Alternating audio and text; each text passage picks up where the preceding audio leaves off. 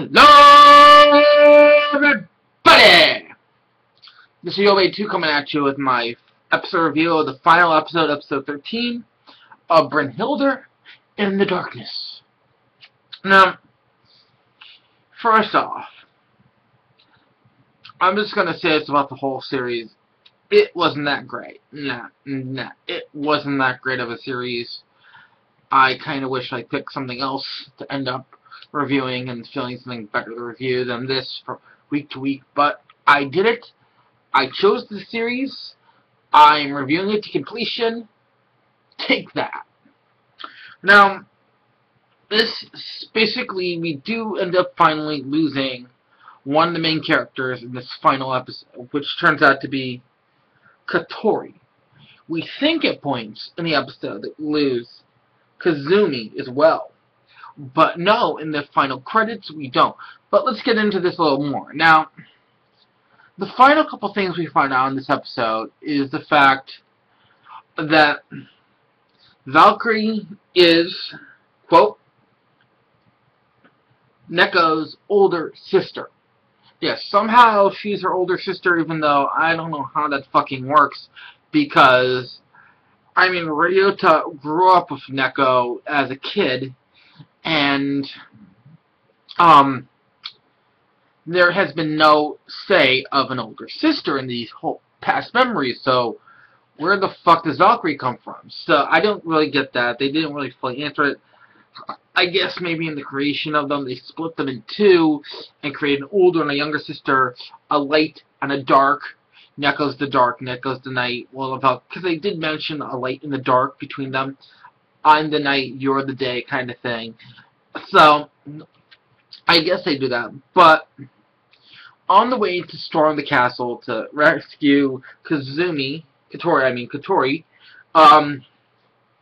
Kazumi and Neko basically knock Ryota out and storm the castle. They get attacked by Valkyrie. The fact is, we think they both get killed or anything, but it turns out Valkyrie's taking Neko away, so there's that. But, of course, Ryota wakes up, he comes in, he finds Katori. And Katori, what she had done to prevent the light from covering the planet and doing what it's supposed to do with the humans and everything, she fucking ejected her own thing in the back of her neck, killing herself. She kills herself to save everyone. She literally kills herself to save everyone, which is a pretty ballsy move, I'd have to say. They're willing to sacrifice yourself that way just to save your friends. But in the process, yeah, of getting there, and then Ryota comes back, he finds Kazumi, and Kazumi is like, go get Neko, save Neko, I'll die here type of speech. She's like, I never got to tell him what I wanted to tell him, the fact that I loved him. And then she's like, how is this to die? I die a virgin.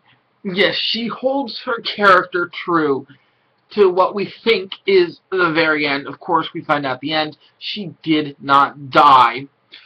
So, at least they lightened it up at the end, but, still, she goes, I did not die a virgin. At least I fell in love before dying. That's her words, but of course we find out she does not die. And in the process of Ryota getting there, trying to save Neko, the asshole dude with the white hair, he basically tells Valkyrie to kill Neko, and she cannot not obey him. She kind of feels like she owes her life to him because he risked it for her and she cares for him. But Neko finally taps the harness in the back of her neck, releases her ultimate power, and she becomes like a fucking badass in power in this, which was pretty awesome. And the thing I did not expect is for the period of time she regains all her childhood memories. All her memories. And the cavalry comes, tries to kill Valkyrie, but the white-haired dude, he shields her, he dies. Valkyrie goes fucking ballistic. She basically fucking ballistic. She unleashes some antimatter to destroy everything.